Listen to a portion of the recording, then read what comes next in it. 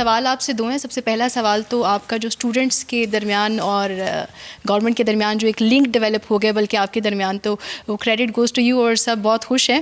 مطلب آپ کو تو اگلا وزیر اعظم بچوں نے منتخب کر دیا, بلکہ بیسٹ ایجوکیشن منسٹر بھی قرار دے دیا یہ. لیکن جب اسکول کھلتے ہیں تو ناراض بھی ہو جاتے ہیں اور مجھے بے وفا بھی کہا گیا. تو وہ مینس بہت اس حوالے سے تھیں گردش میں بھی.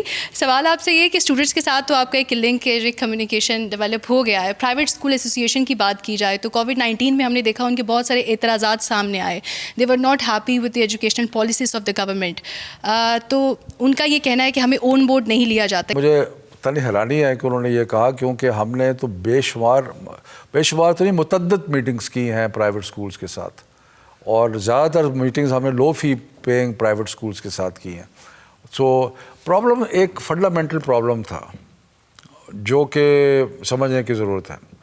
اسکول بند ہونے سے جو پرائیویٹ اسکولز کی اکانومی تھی وہ برباد ہو گئی.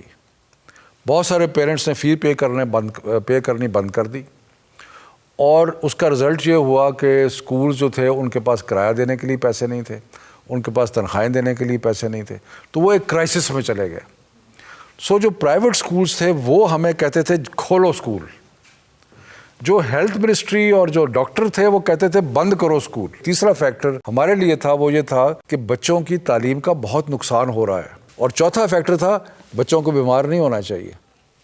سو اب آپ ان چار چیزوں کو ذہن میں رکھیں. پرائیویٹ اسکولز کھولیں, ڈاکٹر نہ کھولیں, تعلیم کا بے شمار نقصان, ہیلتھ ان ڈینجر. ایسے ماحول میں ذمہ داری لینا کھولنے کی بند کرنے کی یہ آسان کام نہیں ہے, کیونکہ جب آپ کے ذہن پہ یہ بوجھ ہو کہ یار اگر میں نے غلط فیصلہ کر لیا تو کہیں یہ نہ ہو کہ کوئی بیماری بچوں میں پھیل جائے.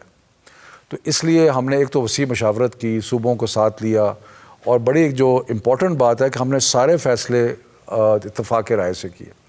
تو اس میں پرائیویٹ سکولز کچھ اپسیٹ بھی ہوئے, ان کے لیے ہم کوشش کر رہے ہیں کوئی پیکج بھی اگر ہو جائے, لیکن دعا کریں کہ یہ بیماری کا جو worst part is over, school کھلے رہیں, دوبارہ اکانومی جو ہے وہ ٹھیک ہو جائے گی, تو یہ شکایتیں ختم ہو جائیں گی. مجھے ایسا لگتا ہے کہ آپ یونیورسٹی کی لائبریریز میں جائیں یا پھر ریسرچرز یا ٹیچرز پروفیسرز کے آپ رومز میں دیکھیں تو کپبورڈ بڑی پڑی ہے, اور لیبز میں بھی ایسا ہی ہے کہ آپ کے جو تھیسس کی کتاب ہے یعنی ایم فل کی گرین بک اور پی ایچ ڈی کی ریڈ بک, وہ بہت زیادہ بے شمار کتابیں پڑھی ہیں. سوال آپ سے یہ ہے کہ ہم اس لیول پر کب آ جائیں گے, کیا گورنمنٹ ایسے کوئی ایجوکیشن پالیسیز لے کر آ رہی ہے کہ ریسرچ کو پالیسی تک ریلیٹ کر سکیں؟ ایسا ہونا نہیں چاہیے, کیونکہ ریسرچ کام آپ کا جو ریسرچ کا ورک ہے وہ ضائع نہیں جائے گا. پھر پہلے تو بات ہے کہ آپ کو خوشخبری سنائیں کہ ہم نے پاکستان کی نئی ایجوکیشن پالیسی کا آغاز کنسلٹیشن شروع کر دی ہے, اور اتنا انٹرسٹ ہوا ہے, ہمیں بے شمار لوگ کنٹریبیوٹ کر رہے ہیں. سو انشاءاللہ مارچ میں یا ارلی اپریل میں ہم پاکستان کی نئی ایجوکیشن پالیسی اناؤنس کریں گے.